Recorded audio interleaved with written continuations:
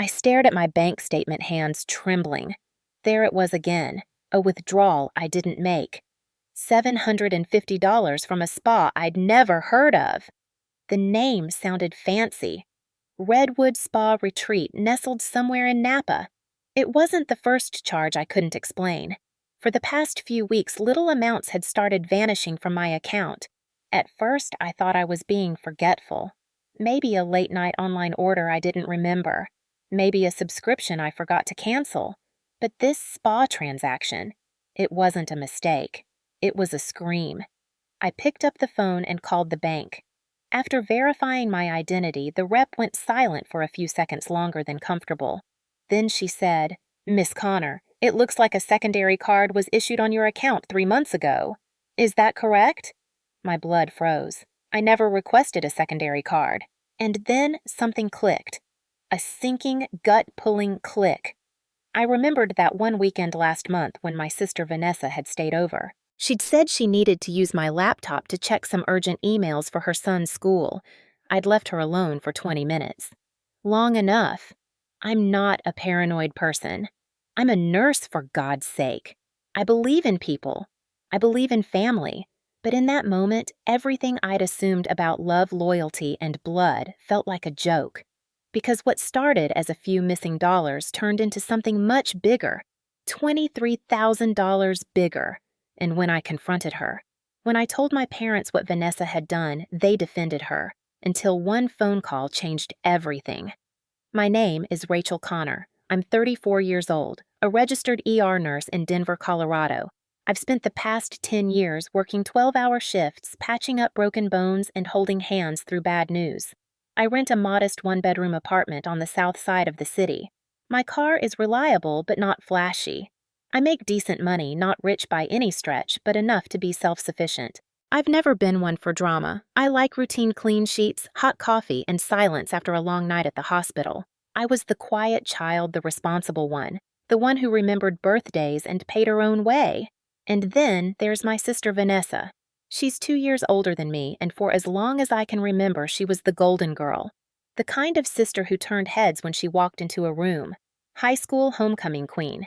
Married a successful real estate broker straight out of college. Lived in Scottsdale for a decade in a gated community with a pool and a nanny. For years, our family bragged about her. Vanessa's husband Andrew made 6 figures.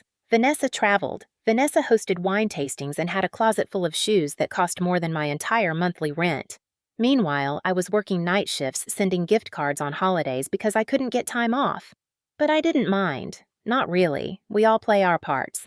Then 2 years ago, Vanessa's perfect life imploded. Divorce. Rumors of infidelity on both sides. Andrew kept the house. Vanessa got the car and custody of their son Mason. She moved back home, back into our parents' place in Boulder. That's when the dynamic shifted. Suddenly, she wasn't the polished wife anymore. She was the single mother, struggling, vulnerable, misunderstood. My parents, Carol and George, both retired teachers, welcomed her back with open arms. They doted on Mason, a sweet boy who just turned 6.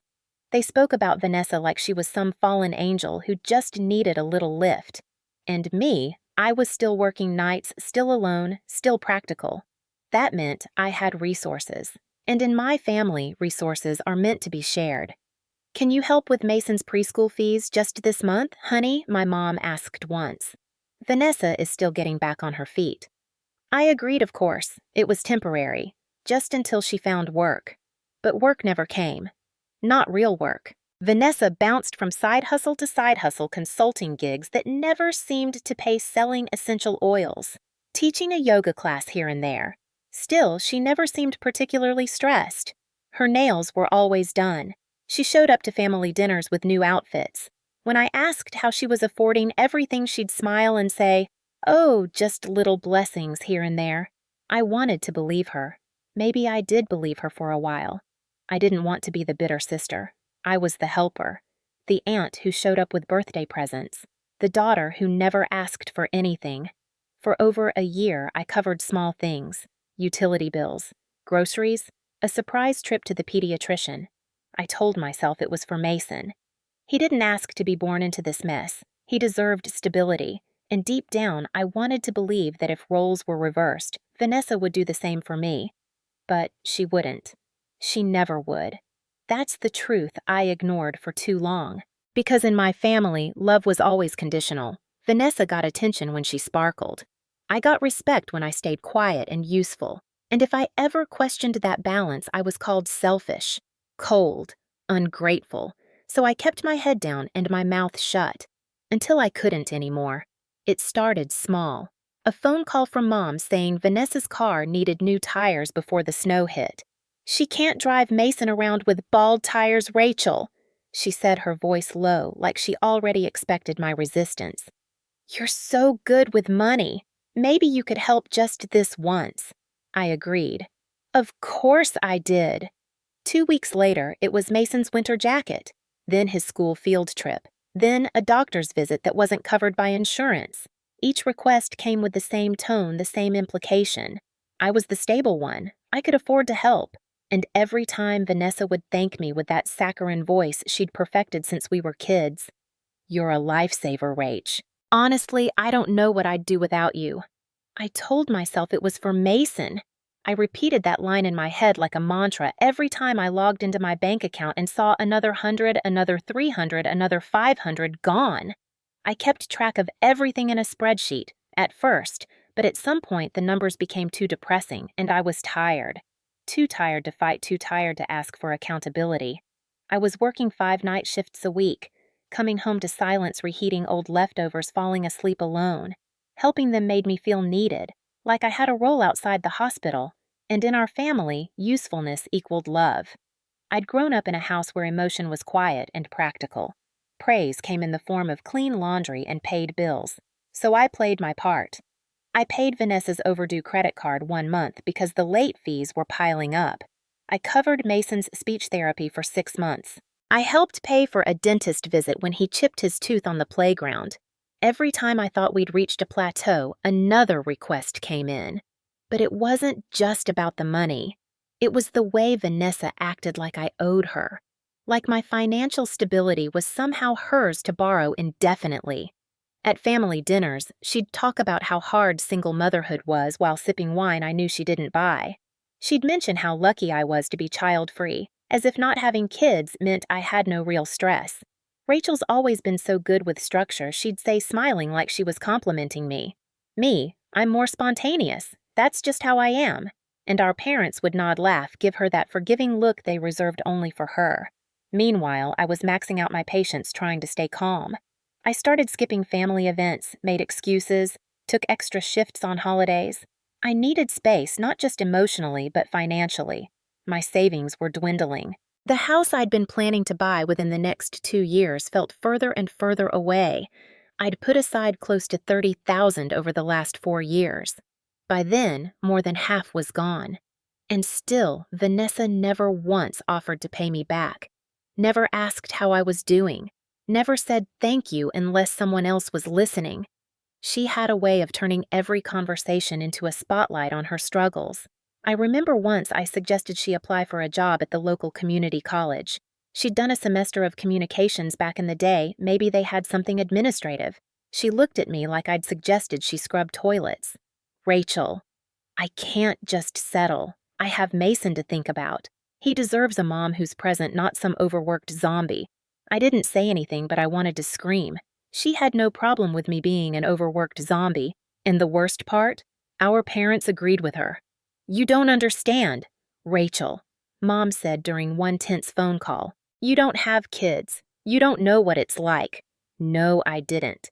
But I knew what it was like to be used, to be taken for granted, to be expected to stretch endlessly because someone else refused to bend at all.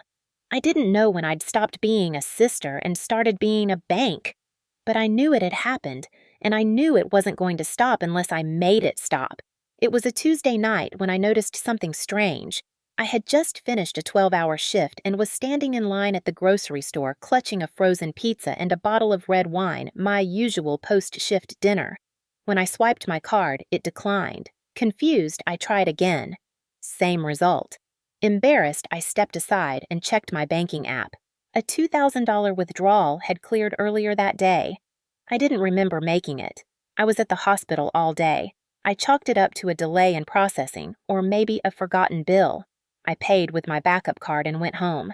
The next day, I logged into my account and started combing through my transaction history. That's when I noticed it. Small purchases I didn't recognize, a boutique candle shop in Boulder, a kids' clothing website I'd never visited, an Uber ride to a spa in Vail. At first, I questioned myself. Had I ordered something late at night and forgotten? Was it some auto renewal I hadn't canceled, but the charges kept piling? The most recent one, a charge of $750 from the Redwood Spa Retreat in Napa, was the last straw. That wasn't an accidental subscription. That was intentional. That was indulgent. I called the bank. A woman named Denise walked me through the security questions, her voice calm and professional. When she mentioned a secondary card linked to my account, my stomach dropped. I never requested a secondary card. Denise read off the last 4 digits. It wasn't mine. My heart started racing. I asked when the card was issued. 3 months ago, right around the time Vanessa had stayed over for a weekend while Mom's kitchen was being remodeled. I'd been working nights and let her and Mason stay in my apartment for 2 days. She'd asked to use my laptop to check on school paperwork. I hadn't thought twice about it, but now everything clicked into place. I asked Denise if she could confirm where the purchases were being shipped. She hesitated, then read off an address. My parents' house, where Vanessa lived, the address I'd grown up in, the one I hadn't used on anything official for over a decade. I hung up and sat in silence. My fingers were cold, my chest tight. I didn't want it to be true, but I knew. I knew Vanessa had taken my information and used it to open a card without telling me. I knew she'd been stealing from me for months. I wanted to scream. I wanted to cry. But instead, I just sat there staring at my hands. All I could think about was Mason. That little boy had no idea what was going on. And now I had a decision to make. I could confront her quietly, give her a chance to explain, or I could take action, legal action, and tear what was left of our family apart. I wasn't ready for either, so I poured a glass of wine and opened my laptop. I printed every suspicious charge, every statement, every email notification I'd ignored. I made a folder. I wasn't sure yet what I'd do with it, but something told me I'd need it soon. The next morning, I woke up with a pounding headache and a sense of dread I couldn't shake. I called in sick for my shift, something I hadn't done in over a year. I needed time. I needed answers. I spent the entire morning calling banks' credit bureaus and digging through my financial records. What I found was worse than I had imagined. There wasn't just one card, there were 4, all opened under my name, all linked to my social security number, all maxed out: Saks Fifth Avenue, Nordstrom, airline tickets to Miami, high-end restaurants in Aspen, boutique flower deliveries, spa packages. I felt like I was reading someone else's life, someone rich, someone reckless, someone who wasn't me. I pulled up my Experian credit report and nearly cried. My credit score had plummeted. I had spent years building it up, years of paying on time, budgeting, living within my means. All gone. I sat on my kitchen floor, surrounded by papers, and realized I was the victim of identity theft, committed not by a stranger, but by my sister.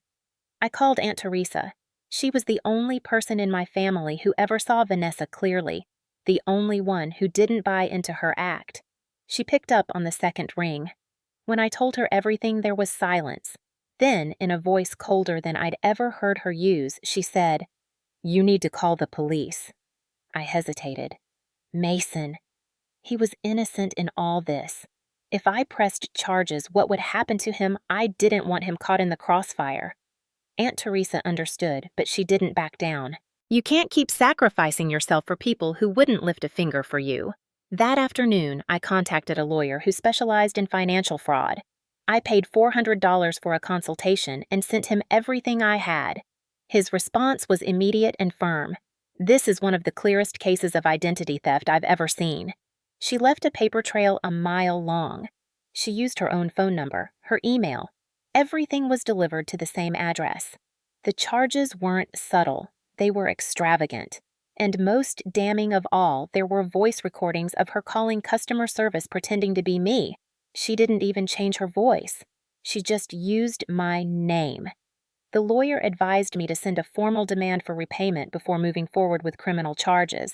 He said it would show good faith. I agreed. I drafted the letter that night detailing every charge and every card, giving her 7 days to repay the full $23,000 or face legal consequences. I didn't sleep. I kept imagining Mason's face. The way he smiled when I brought him storybooks. The way he once called me his favorite grown-up. The next evening, I called Vanessa. My hands were shaking. She answered with her usual fake sweetness. Rach.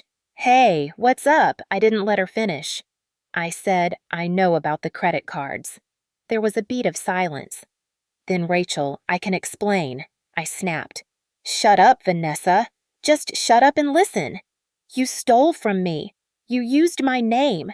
You destroyed my credit, and I have all the evidence. Her voice cracked. I didn't mean to. It just spiraled. I was going to pay it back. I just needed more time. I took a deep breath. You have 1 week, 7 days.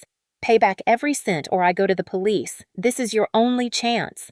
Her tone shifted, accusatory. You're really going to do this? To your own sister? I felt numb. No. You did this, and Mason is the only reason you're not already in jail. I hung up, blocked her number, sent the demand letter via certified mail. I then called the bank, froze my accounts, filed fraud reports, and started the process of disputing the charges. It felt endless. Hours on hold, paperwork, verification steps. But I wasn't going to let this slide. Aunt Teresa brought me lunch the next day and sat with me while I filled out affidavits. She didn't say much, just gave me a look that said she was proud of me. I knew what was coming. Vanessa would run to our parents. She'd cry, twist the story, blame me. And that's exactly what she did. Within 24 hours, my mother called me sobbing. How could you do this to your sister? She's struggling. She's a single mom. This is family. I didn't answer. I was done defending myself to people who refused to see the truth. A few days passed in silence.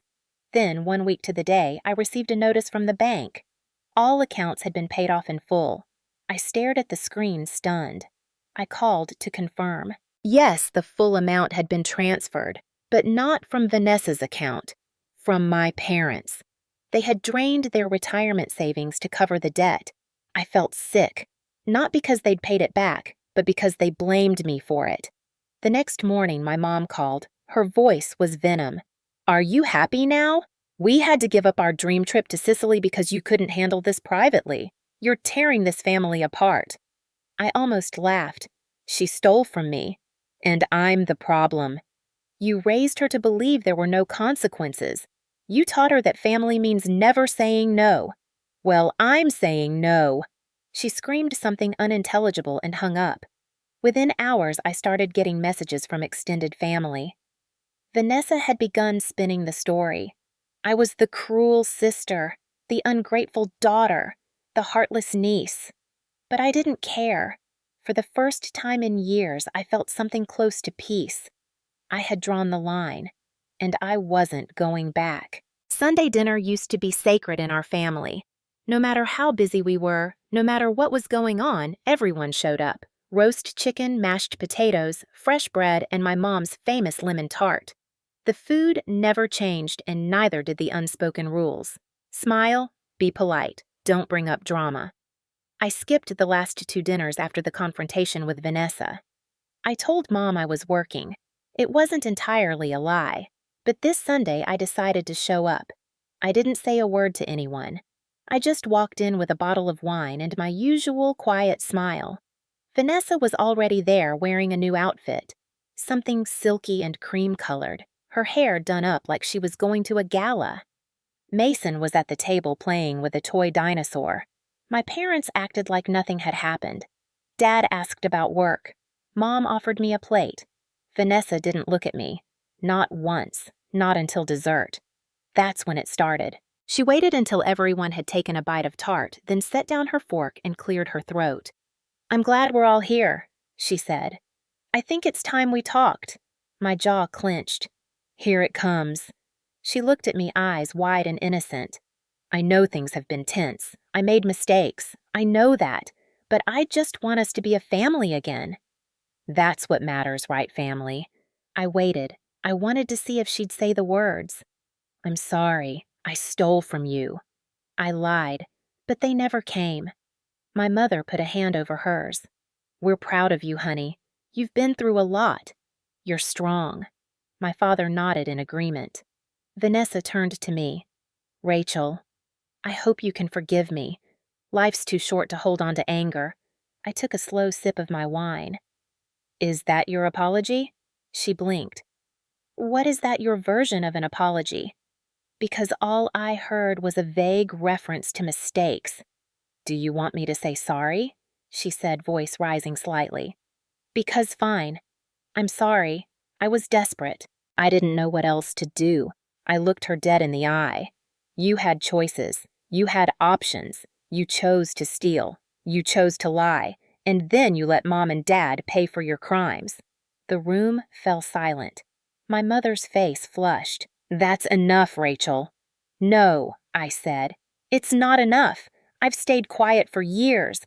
I've let you all treat me like the backup plan the fixer the bank. And I'm done." Vanessa scoffed. "So what, you're perfect. You've never made a mistake. I've made plenty. But I've never stolen $23,000 and blamed the victim." My dad cleared his throat. "We're a family. We need to move past this." "No," I said, standing. "We need to learn from this. Otherwise it's going to happen again." Vanessa looked at Mason, then back at me. "You're traumatizing my son." "No, you are. By teaching him that actions have no consequences. By using him as a shield for your own guilt." Mason tugged at her sleeve. "Mommy, can we go home?" Vanessa glared at me. "You've turned everyone against me. You've ruined everything." I stepped toward her, calm and quiet. "No, you did that. I just stopped covering for you." Aunt Teresa, who'd been silent the entire time, finally spoke. "Rachel's right, and I've had enough too. You've been lying to this family for years, Vanessa. You manipulate. You take, and you never give." My mother gasped. "Teresa, how dare you?" Teresa didn't blink. "You should have stood up to her years ago. Maybe then she wouldn't have thought she could get away with this." Vanessa grabbed her purse. "We're leaving." "Come on, Mason." The boy hesitated, then followed. But he looked back at me. His eyes were confused. Hurt. My heart broke. I gave him a small wave. They walked out. The door slammed. No one spoke for a full minute. Then my father stood. "I need air." He walked outside. My mother started clearing plates, her hands shaking. Teresa put a hand on mine. That needed to happen. I nodded, but it still hurt. That night, I went home and cried, not out of regret, but because I realized something. I hadn't lost a sister. I'd never really had one to begin with. I had protected someone who would never do the same for me. And now, for the first time in my life, I wasn't going to let that continue. I was finally choosing myself. The fallout began the next morning. My phone lit up with messages before sunrise. Some from extended relatives, a few from old family friends, all of them asking the same question in different ways. What happened at dinner? Why are you being so harsh on Vanessa? Don't you think this is going too far? I ignored them. I deleted voicemails without listening. I stayed off social media knowing full well Vanessa would be spinning the story, and she did. By noon, there were photos posted of her and Mason smiling over pancakes, a caption about healing and forgiveness, and a vague reference to being hurt by those closest to you. The comments poured in. "Stay strong. Family is everything. We're with you." I wanted to scream, but I didn't. Instead, I opened my laptop and checked my credit score again. Still wrecked. Still weeks, maybe months of paperwork and calls ahead. I had done the right thing. I reminded myself of that over and over, but it didn't stop the ache. The quiet grief of realizing your own parents saw you as the villain.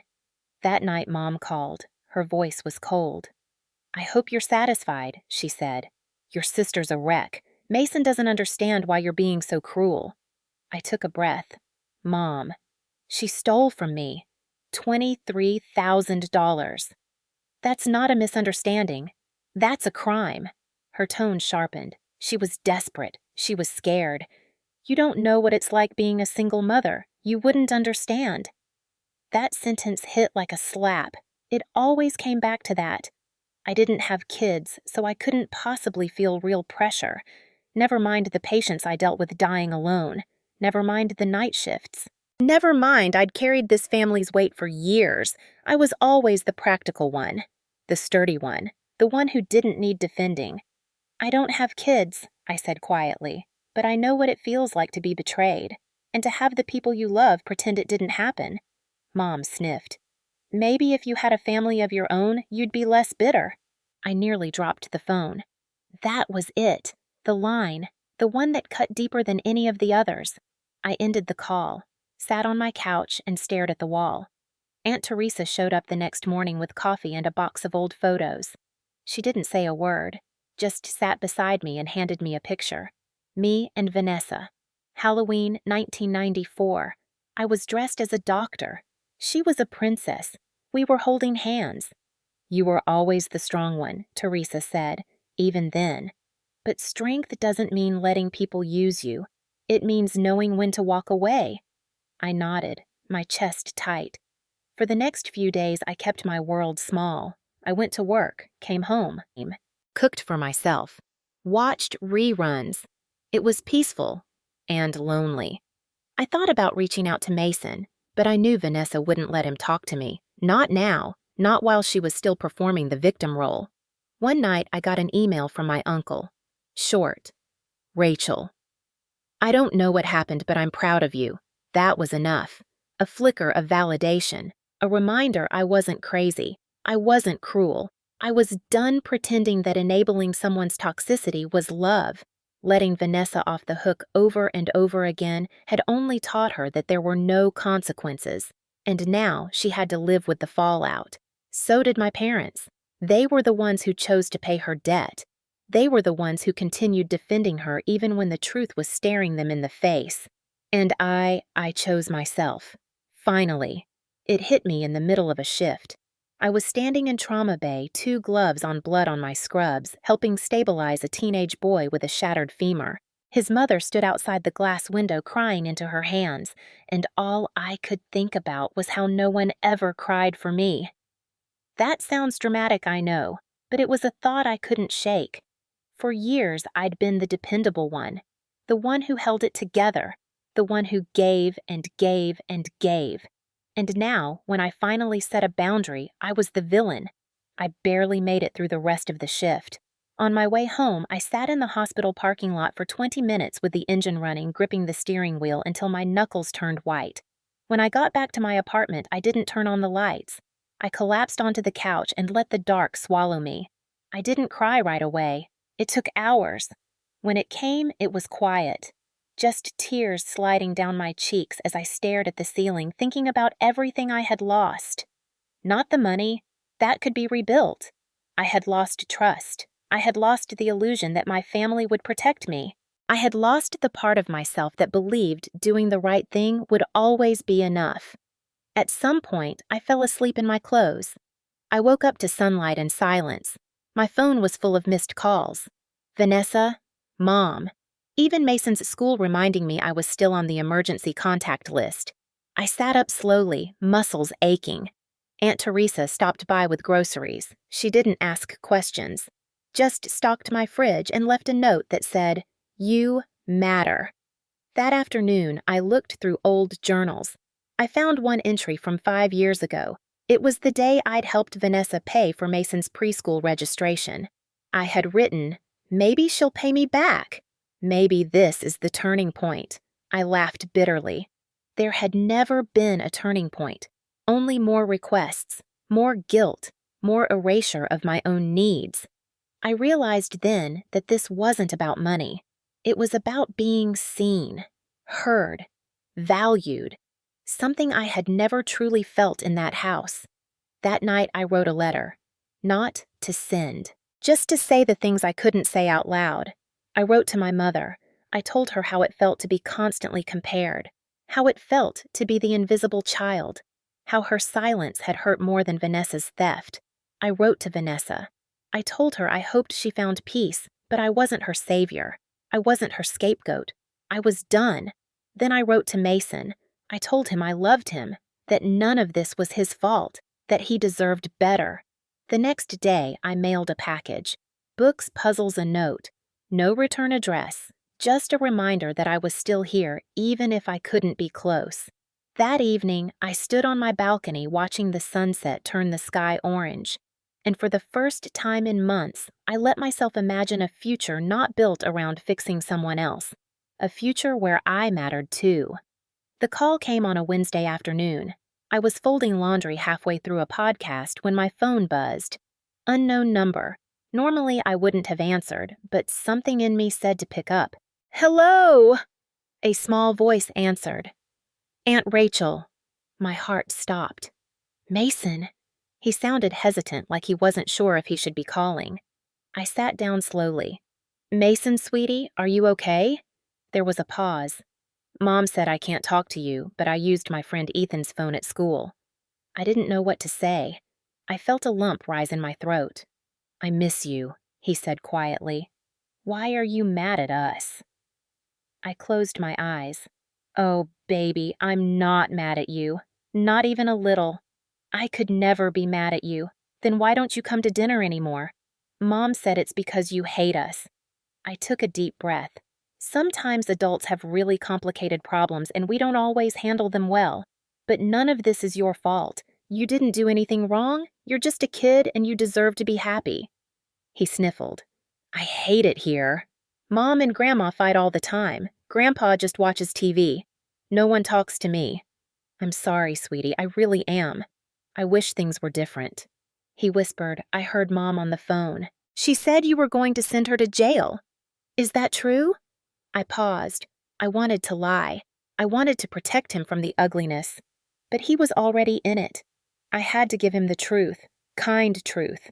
"Your mom made a mistake, a big one, and there were consequences. But I promise you I never wanted to hurt anyone, especially not you." "Are you ever coming back?" "I don't know," I said softly. "Maybe not in the same way. But I'm always here for you, okay? Even if I'm not at dinner. Even if I'm not in pictures. I love you."